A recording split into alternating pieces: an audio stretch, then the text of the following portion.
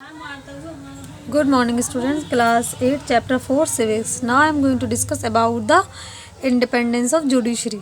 देखो हम जानते हैं जो जुडिशरी है यानी कि गवर्नमेंट का थर्ड ऑर्गन है. फर्स्ट ऑर्गन है लेजिस्लेचर, सेकंड एग्जीक्यूटिव, थर्ड है judiciary.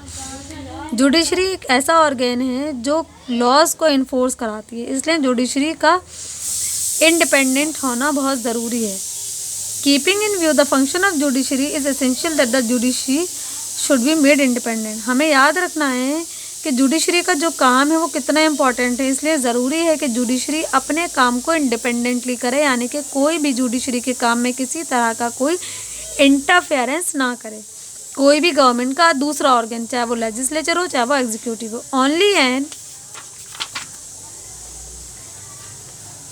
Only an independent judiciary can ensure that the rights of citizens are protected. क्योंकि एक इंडिपेंडेंट जुडिशरी ही हमें इस बात की श्योरिटी दिला सकती है कि हमारे अधिकार जो हमें संविधान ने दिए हैं वो पूरी तरह से महफूज हैं. अगर जुडिशरी इंडिपेंडेंट नहीं है तो हम अपने अधिकारों को या अपने आप को महफूज नहीं मान सकते. Here independence of judiciary means that its functioning shall not be restricted by the other organ of the government like the legislature or executive.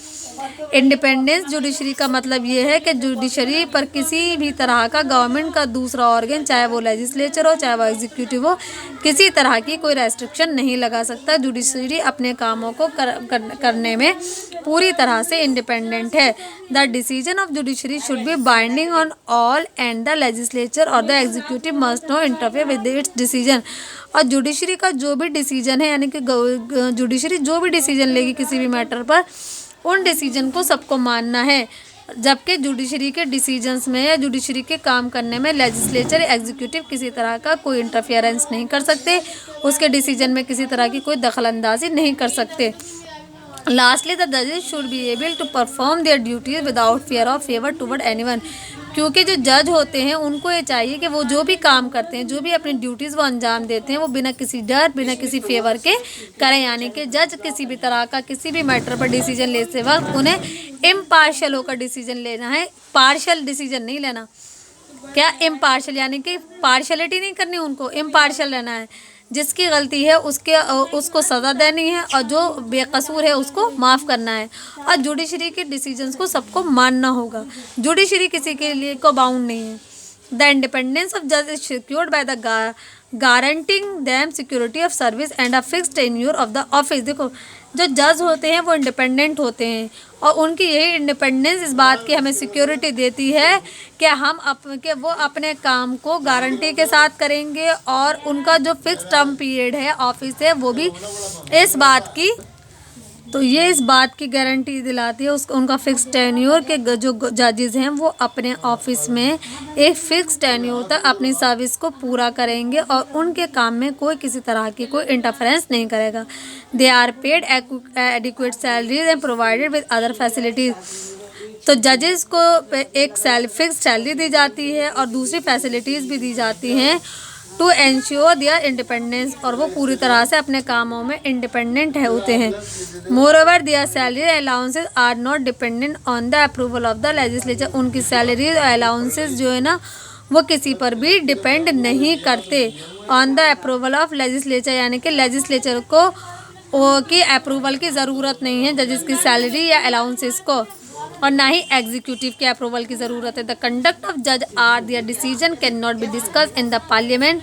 The conduct of the जज और जजेस ने किस तरह से काम किया है, उनके क्या डिसीजंस उन्होंने लिए किसी भी मैटर पर, उनको पार्लियामेंट में डिस्कस नहीं किया जा सकता. Which allow the judiciary to function without fear of criticism. और इसी से हमें इस बात की श्योरिटी मिलती है कि जो जुडिशरी है वो बिना किसी क्रिटिसिज्म के डर के अपने काम को अंजाम देती है. यानी कि जुडिशरी को जो डिसीजन लेना है उसमें उसे किसी से डरने की कोई ज़रूरत नहीं है.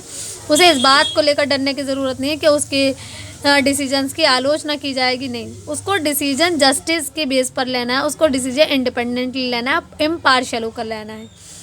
नेक्स्ट है हमारा public interest litigation. All the people in our country do not have access to court or unable to take up cases for violation against them as the legal process are often lengthy and require lot of time and money. देखो तमाम जो लोग हमारे देश में हैं वो court वगैरह को अप्रोच नहीं करते, इस लायक नहीं होते वो कि उनके जो अधिकार वायलेट हो रहे हैं उसके अगेंस्ट वो किसी कोर्ट को अप्रोच कर सके, क्योंकि ये एक बहुत काफ़ी लंबा प्रोसेस होता है, काफ़ी वक्त इसमें लग जाता है और पैसा भी काफ़ी खर्च होता है। लोगों की, सभी लोगों की कंडीशन ऐसी नहीं होती कि वो इतना पैसा खर्च कर सकें। On their behalf any individual organisation can file a public interest litigation. अब उनके बिहाफ पर कोई भी इंडिविजुअल, कोई भी ऑर्गेनाइजेशन जो होती है वो एक PIL फाइल कर सकती है। PIL की फुल फॉर्म होती है बेटा public interest litigation with the supreme court और अदर लोअर कोर्ट। और ये जो PIL है सुप्रीम कोर्ट में भी दाखिल की जा सकती है और किसी लोअर कोर्ट में भी। In a number of cases, बहुत सारे ऐसे केसेस रहे हैं जिसमें PIL have been successful in bringing about justice, जिसमें जस्टिस फॉर पीपल, जिसमें PIL की मदद से जस्टिस दिलाने में लोग कामयाब रहे हैं। More recently in the year 2018 में Supreme Court pass a historic judgement.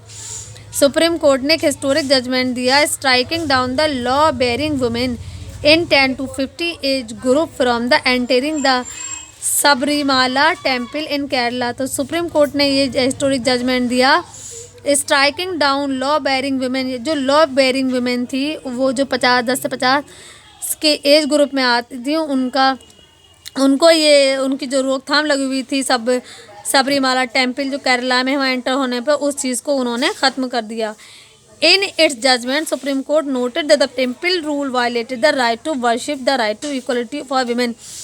इस केसेस में जजेस ने ये नोटिस किया और उन्होंने जजमेंट दिया कि supreme Court noted that the temple rule के सुप्रीम कोर्ट ने, जजेस ने ये नोट किया कि जो सुप्रीम कोर्ट है मतलब सुप्रीम कोर्ट या जजेस ने ये नोट किया कि जो टेम्पल का जो रूल है वो इंसान के यानी कि right to worship and the right to equality for women के, औरतों को भी पूजा पाठ का बराबर का अधिकार है, वो भी अपनी मर्ज़ी से वर्शिप इबादत कर सकती हैं, पूजा पाठ कर सकती हैं।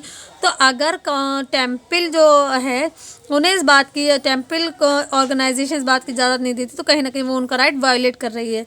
तो इस चीज़ को नोटिस करते हुए सुप्रीम कोर्ट ने एक ऐसा जजमेंट दिया जिससे उन औरतों को उस टेम्पल में एंट्री का अधिकार मिल गया। This case was the outcome of the PIL filed by the Indian youth lawyer association. ये जो केस था, इस केस को लेकर एक PIL फाइल की गई थी सुप्रीम कोर्ट में और इस PIL को यानी कि पब्लिक इंटरेस्ट लिटिगेशन फाइल किया था इंडियन यंग लॉयर्स एसोसिएशन ने with the supreme court on the behalf of all women.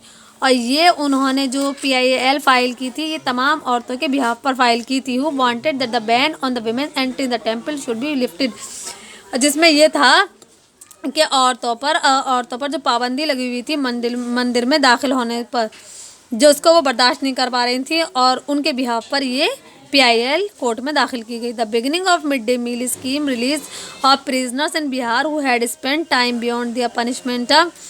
Mid day meal scheme की जो शुरुआत की गई थी release of prisoner in Bihar, यानी कि बिहार में जो भी कैदी थे उनको रिलीज़ को लेकर who had spend time beyond their punishment, और जो अपना पनिशमेंट को लेकर जो भी उनका वक्त था जो उसको उससे ज़्यादा वो पूरी कर चुके थे टर्म पीरियड, तो punishment term demand for clean air and unpolluted water. तो उनकी डिमांड थी कि उन्हें भी साफ़ सुथरी हवा और अनपॉल्यूटेड या साफ़ सुथरे पानी उन्हें मिलना चाहिए। Have all found expression through the PILS। तो ये सारी तमाम चीज़ें भी उन्हें PIL के थ्रू ही मिली हैं।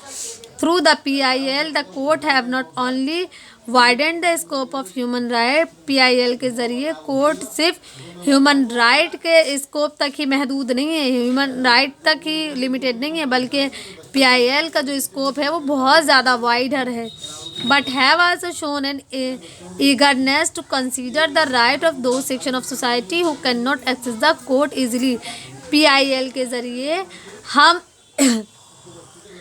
सोसाइटी या के वो सेक्शन जिनके अधिकारों को लेकर लोग वायलेट कर रहे हैं या वो अपने अधिकारों को लेकर पूरी तरह सेफ सिक्योर नहीं है, उन केसेस को भी कोर्ट ले जाया जा सकता है आसानी के ज़रिए। Who can not access the court easily, या वो दूसरे लोग जो अपने अधिकारों को बचा नहीं पा रहे हैं, कोर्ट जाने की हालत में नहीं हैं, तो उनके अधिकारों को PIL फाइल करके उनके अधिकारों को आसानी से बचाया जा सकता है। This topic is finished. आपका आज ये टॉपिक फिनिश्ड हो गया। एक्सरसाइज आपको बुक पे करनी है और क्वेश्चन आंसर आपको कॉपी पर करने हैं, वो मैं आपको PDF भेज दूँगी। ठीक है बेटा, thank you very much. Next topic I will discuss in next video.